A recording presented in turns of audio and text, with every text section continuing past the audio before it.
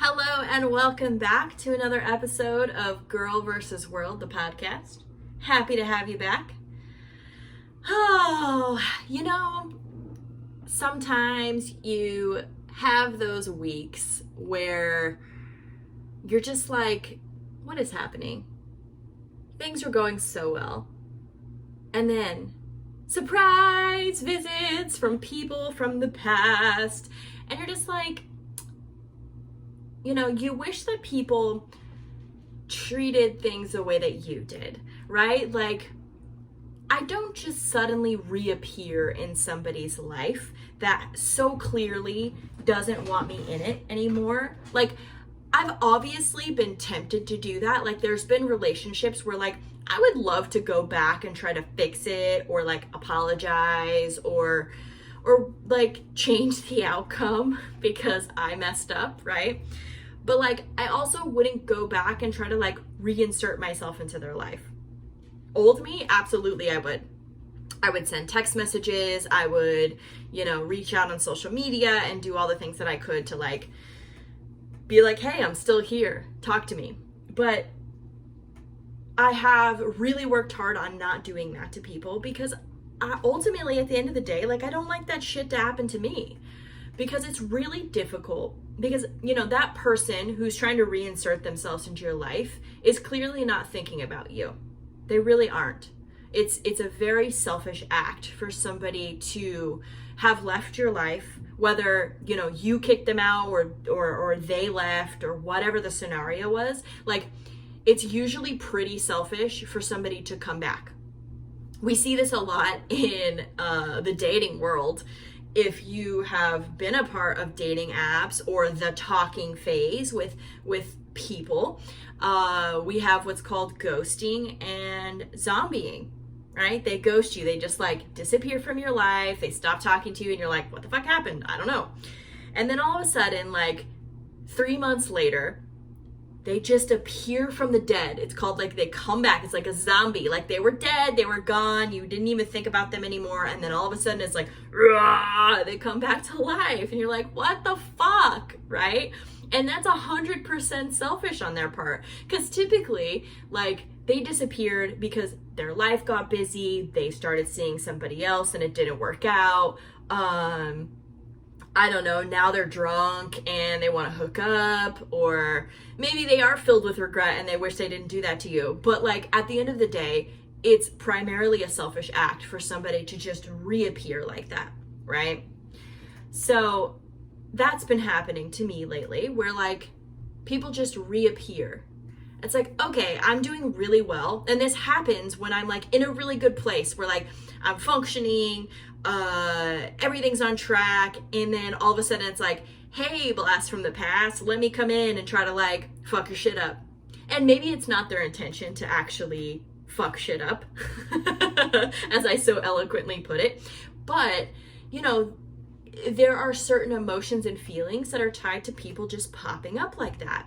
Maybe it's a past relationship, and, like, in my case, like, this stuff happens when I have finally stopped focusing on that person or whatever, right? They just, like, come out of the blue and they're like, hey, how's it going? Let me jab a stick in your emotions and see if I can get a reaction out of you. And it's difficult. I think it's not fair. I think it's not fair to do that to people because it's very selfish. I once read this thing that was like, if someone wants to be in your life, they will be in your life. If they don't, they won't be there. Like, people are pretty fucking transparent when it comes to this stuff. Like, if they want to be in your life, they're gonna be. If they don't want to be in your life, they're not gonna be. It's very rare and seldom that somebody will just, like, disappear because they were like, well, I just don't know if they like me, and blah, blah, blah, blah, blah. Like, that's not a thing. Most people are out of your life for a reason, and they're probably gonna stay that way. Like, if they wanted you in their life, they would tell you. So for you to come back and reappear and try to, like, shake things up, it's unfair. It's unfair, right? Like, this particularly happens with narcissists. So really, on this episode, we are going to talk about narcissists and what they do to folks such as myself or folks such as yourself if you've ever been involved with a narcissist. And I saw this example on TikTok. So that is the example we're going to use, where the person takes a piece of paper. If you're watching on YouTube, you can watch me do this, but hopefully my microphone is going to pick this up and it'll make plenty of sense in the way that I describe it, so you won't need to see it. In my hand, I have a full sheet of paper. This full sheet of paper represents you, right? You are a whole sheet of paper. You are a whole person, and your sheet of paper is perfect. It's not crumbled. It is pristine, right? And then you meet the narcissist, and they tell you how awesome your piece of paper is, how beautiful it is. They love the shape and the size and the color and the lines, and it's such a perfect piece of paper. And they so badly wish that they were as beautiful piece of paper as you are, right? My cat is attacking the lighting behind me, so I'm going to remove him. There we go. Okay. So they wish that they could be as great of a piece of paper as this, right? So they built you up, they've made you think you are a perfect human, and they've talked down on themselves saying, I just wish that I was like you. I wish I was like you. I wish that I was this whole person, but I'm broken and I need to be fixed. Woe is me. And you, as the perfect sheet of paper, you go, well, I can give you a piece of my perfect sheet. Here you go, have this. And you give that to the narcissist, and they take it and they go, oh, this is great. Now I'm a little more better, and you've helped me and you fixed me a little bit.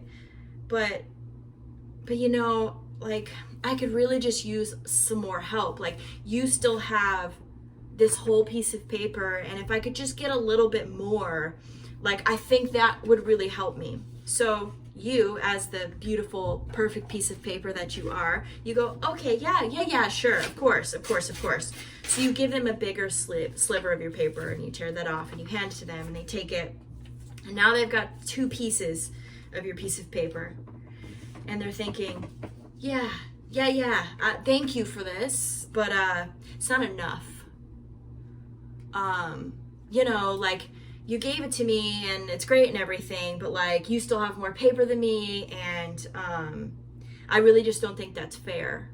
Like, I think that you should give me more of your paper because you love me, and you said you would do anything for me, and so I'm gonna need more of that paper. And you go, well, yeah, I do love you, but like, also my paper's getting smaller. Like, there's not a whole lot left to give, but you know what? No, you know what? You're right. I love you, and I would do anything for you. So, you know, here's more of my paper. And you hand it to the narcissist, and now they're like, you know, they've got 3/4 of your original piece of paper now, and they're like, yeah, I don't know. Things just really, you know, they're not really working out, and you know, you used to be so giving. Like, you look at all this stuff you used to give me, and you just don't give me anything anymore. And I feel like you're really not in this relationship, and I give you so much, and I don't know, I just don't really see you trying. You know, you say you love me and you say that you're gonna give me everything, but you're not really doing that, and I just don't see you putting in the effort, and I don't really, frankly, know why anybody would be with you. You don't really have that much to give.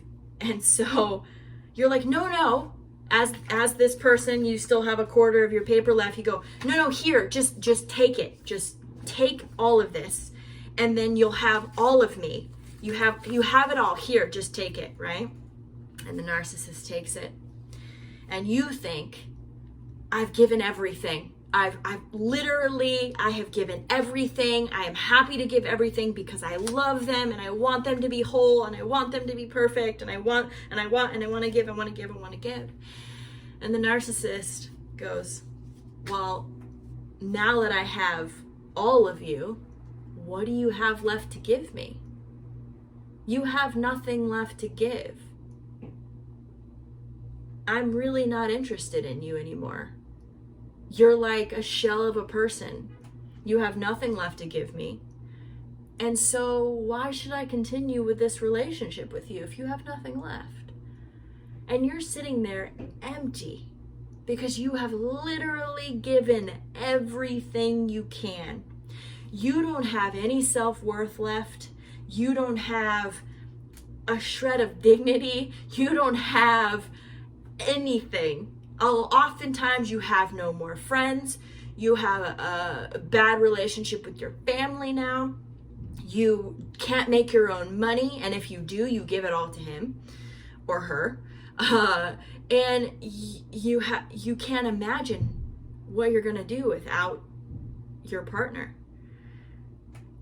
And your narcissist is gonna remind you of that every single day now, because they have everything. They have all the cards, they have your entire sheet of paper, and you have nothing.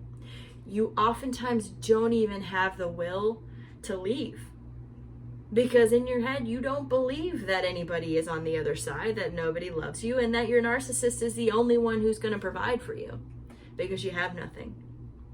And your narcissist thrives on this. And so with this example in the sheet of paper, like, you literally give them everything. This perfect sheet of paper that they built you up in the beginning. Like, the beginning of a relationship with a narcissist is fucking incredible. It is everything. They tell you everything you ever wanted to hear. And it sounds beautiful. And guess what? You're gonna hold on to those moments the entire relationship. Because when they're taking your sheets of paper and they are taking everything until you have nothing left, you are living in fantasy land. That is your only moments of happiness, is your fantasy in your head. That you believe that they're going to make good on those promises in the beginning, because it was so good that your brain attaches onto that. And it's like, I just want to have that. Like, he told me that we were going to live happily ever after and have the picket fence and the dog, and he was going to love me and take care of me, and my heart was going to be full. And that's all I really wanted, was to have love and to be loved and to be able to give love. And so you hold on to that. And your narcissist is just busy taking all of your pieces of paper until you have fucking nothing left. When you're at your emptiest, that is the hardest to leave. I'm going to tell you, because I left when I had nothing left. I was at my lowest when I left my narcissist. And even till this day, I can't believe that I was able to even do it. You know, like, without some help from, like, I don't know, fucking the universe, divine intervention, the people around me. I don't know. I honestly, there was just something inside me that was like, you gotta go, girl, or you gonna be in trouble. Like, this, you stay, you die. And it was like that when I got sober too, where it was like, girl, alcohol is the narcissist, and you are giving everything to it.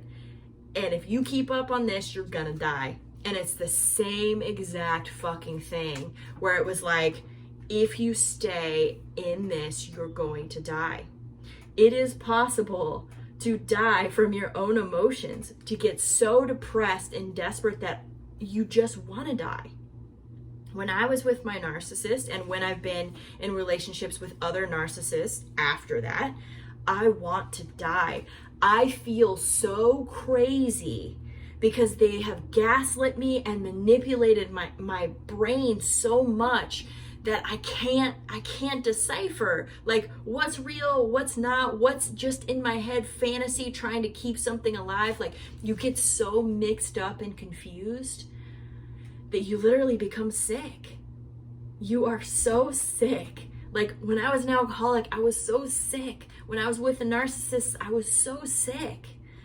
And that's the only way I can describe it, right? Like, I've literally given them my entire sheet of paper, my entire being, everything I identified. I just gave it up to this person because I thought that was love. And I thought that that was like making them better and fixing them and like would make them happy so that they could actually maybe give me just a scrap of it back. But when you give these pieces of scrap paper to your narcissist, they're never gonna give it back. Not ever. Not in any way. And it only gets worse. Like I said in the beginning, your narcissist will make you feel like a queen. They will do everything to get you hooked. Just like a drug dealer will give you the best drugs to get you hooked. And then once you're hooked, they give you the garbage. And then all of a sudden you were on like some high-end fancy ass shit. And then you're scraping stuff at the bottom of a bag and, and fucking shooting up in a halfway, like in a fucking homeless den, like this is what happens. And the same thing happens with narcissist relationships, is that you start to give them scraps and they will never return them to you. You will continue to give. You will give them children. You will give them marriage. You will give them your body. You will give them your mental health. You will give them money. You will give them anything you can think. You will give them your undying devotion.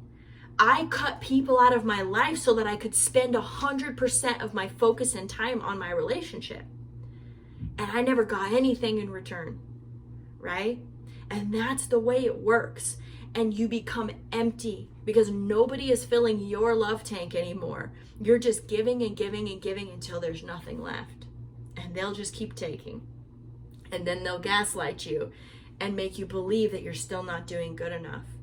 So what happens is it creates this mentality in your head of never being good enough. And that is a fucking beast to overcome. Let me tell you, because I've been trying to overcome this for a long time now. And it's why I've still found myself in relationships with narcissists. And why I'm codependent and all these things. But like with each relationship, I discover these things quicker and I'm able to put boundaries and I'm able to figure these things out for myself.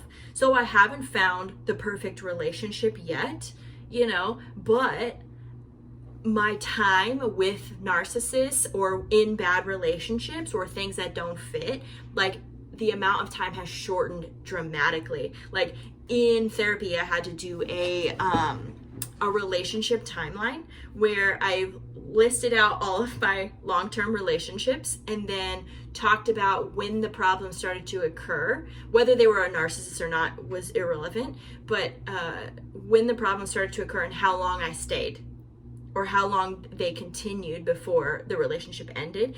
And to my surprise, like I've gotten better at setting boundaries and ending relationships or finding some type of resolution within those relationships instead of just staying.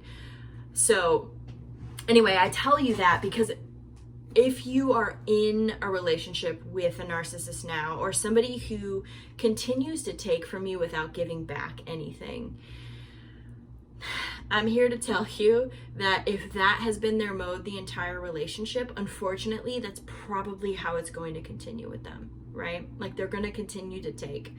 And if you choose to stay, you have to find a way to care for yourself. That's it, actually. You have to find a way to take care of yourself. Because if you don't, you're going to be in big trouble in the years to come. Because if you don't find a way to have self-care or to have friendships of your own or relationships with your family or get some type of love and affection, you're going to end up empty.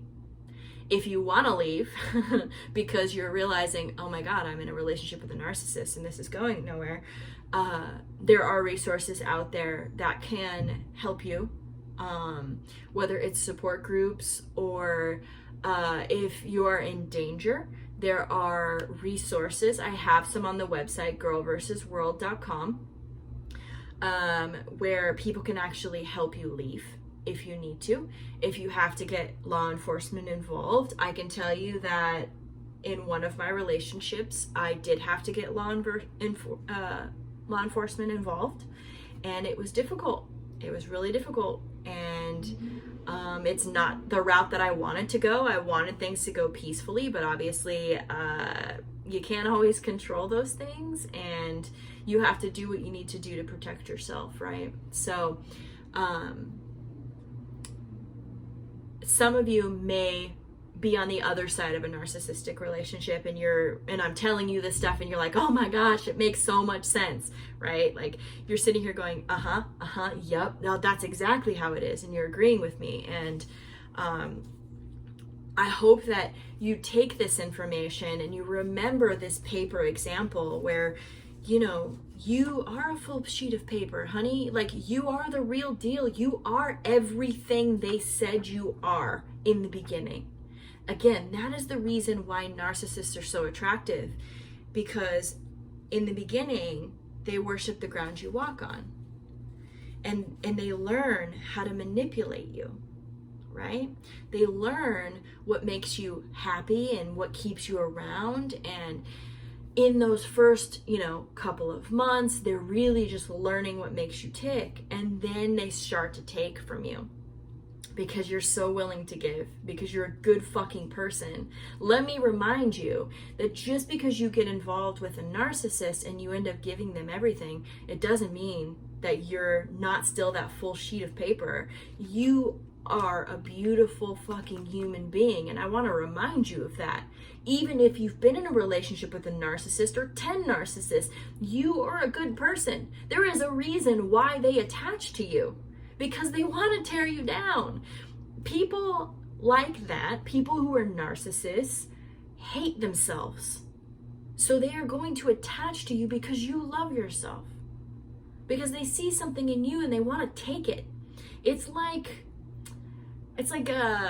what's that Disney movie where she takes the souls? I can't think of the name right now, but you know what I'm talking about. But that's what a narcissist does. He's trying to collect souls, and hopefully he'll feel good about himself one day, but he's never gonna. There's nothing you can do to make that person happy. There's nothing you can do. Not a single thing. Because what they need to fix is in themselves, and it has nothing to do with you. It has nothing to do with anything else but them, right? You can't make enough money. You can't work out enough. You can't be beautiful. There's nothing you can do. You can't feed them the right food. You can't fuck them the right way. There is literally nothing you can do. Trust me. I tried. And it's not a failure on my part. It's not. It's actually kudos to fucking younger me who really tried, really did everything I could think of to try to make my partner happy. And even in my relationships as I've gotten older, I've really tried. And in some relationships, maybe I didn't try as much. But it's a thing of they will attach to you because you love yourself, right? So it's not a failure on your part, that you're a weak person or anything like that. It's because you're a challenge that they're going to attach to you and try to break you down. That's just the truth. And unfortunately, they're probably also going to try to come back and continue to do it. The better you do in life, they're going to try to come back and shit on you, because they're so unhappy. They are so unhappy with who they are, where they're at in life, that they have to go and shit on other people. There's no other reason. There's no other reason to continue to reinsert yourself in someone else's life that's doing just fine without you, unless you're jealous of them, unless you're just a shitty person who can't let others succeed. Because for me, if an ex is doing better without me, good for them. I'm so stoked for them, right? I'm not gonna come back and try to fuck up your shit. Great for you. I'm good. I hope all the happiness in the world with anybody that I've met, whether it's a relationship or not. I hope everyone finds the happiness they're looking for. I would never want to go back and try to destroy somebody's life, right? I would never go back and start trying to fuck shit up for them.